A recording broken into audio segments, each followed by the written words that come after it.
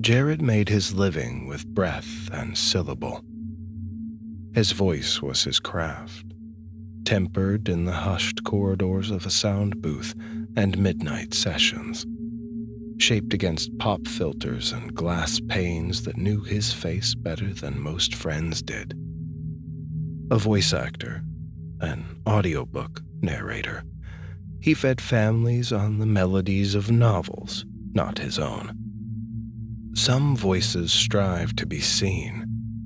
His was content to be heard. Amber, dark and resonant, threading strangers to sleep or carrying them across invented kingdoms. What he treasured most was not the stories themselves, but the architecture of the language. Words were, to him, instruments. Some struck like harps, resonant and trembling, while others hissed like reeds, thin and snake-like. And some boomed like kettle drums, cavernous and final. He collected them compulsively, not in notebooks, but in his body, on his tongue, in the marrow of his bones and the hollow of his throat. Oral, mellifluous, effervescent, serendipity. He whispered them in empty rooms, tasting their vowels like vintage wine, rolling their consonants across his palate until the walls themselves seemed to soften by their music. But then there were others, words he abhorred yet could not leave untouched. Slough, crust, putrescence. They clung to the back of his teeth like rot, scraping his gums raw as he rehearsed them, marveling at how a single syllable could curdle the air. He spoke them the way a child presses a sore tooth, half in revulsion, half in fascination. It was late one night, alone in his booth, when Jared noticed the difference. A single word, susurrus, made the hair rise along his arms as though stroked by unseen fingers. The second, opalescent, brought tears to his eyes, unbidden, as if the air itself had grown unbearably tender. By the third, his body was trembling with pleasure so violent he shut off his microphone, afraid the sound of his own shaking would ruin the take. He laughed into his hands, but even the laugh sounded melodic, as though tuned to a key the world had forgotten. From that night forward, his hunger had sharpened. He spoke beautiful words, not to record or practice, but to feed. Each utterance was a draught of honey poured down his throat. Each phrase was an opiate, delicate and decadent, leaving him weak-limbed, voice ragged, eyes bloodshot from bliss. He craved them the way addicts crave a needle's kiss. Yet, hunger is a coin with two faces.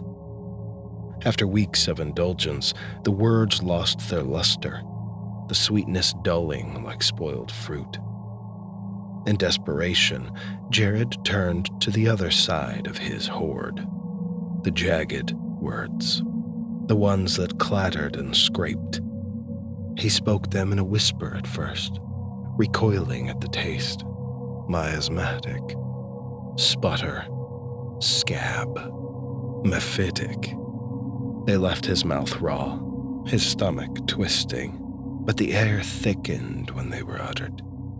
Something in the silence shifted, like strings pulled taut in the walls, vibrating faintly with each coarse syllable. At one point, he felt he was certain that he was not speaking alone. He felt it in the booth first, the faintest echo, not of his voice, but of something layered just beneath it. Not reverb or distortion, but a second resonance, a subharmonic tone pressing at the edges of his speech. His sentences had grown crowded. He could not tell where his breath ended and the others began. Still, he pressed on. He could not help himself. He starved without the beautiful words and shook without the ugly ones. They braided together in his mouth, silk and gristle, honey and bile. His recordings grew unstable, unusable, slurred, gasped, punctuated by shudders of ecstasy or choked sobs of disgust. Yet he listened back with fevered delight, hearing not flaws but layers. Language itself was an instrument, and he was no longer the only performer.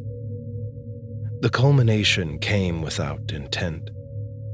He had strung words together one midnight like pearls on a thread, effulgent, lambent, aureate, viridescent, and then shattered them with shards of gore, sputter, and rot.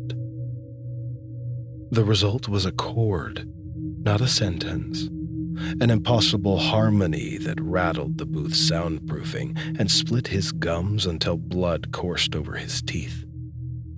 And then the silence broke. The walls breathed with him. The microphone hummed, though no current fed it. The pop filter bulged as though pressed from the other side. Jared's voice quavered into stillness. But the second voice, the one stitched into his cadence for weeks, went on.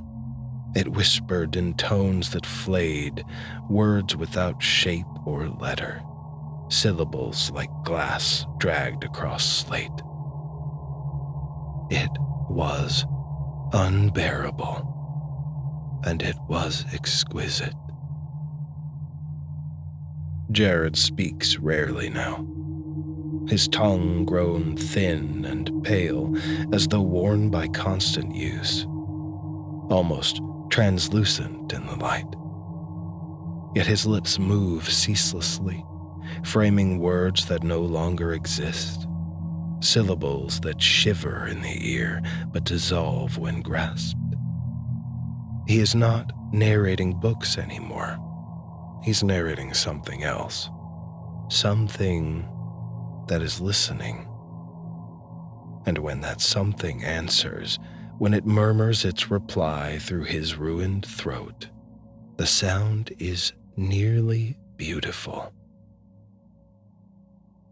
Nearly.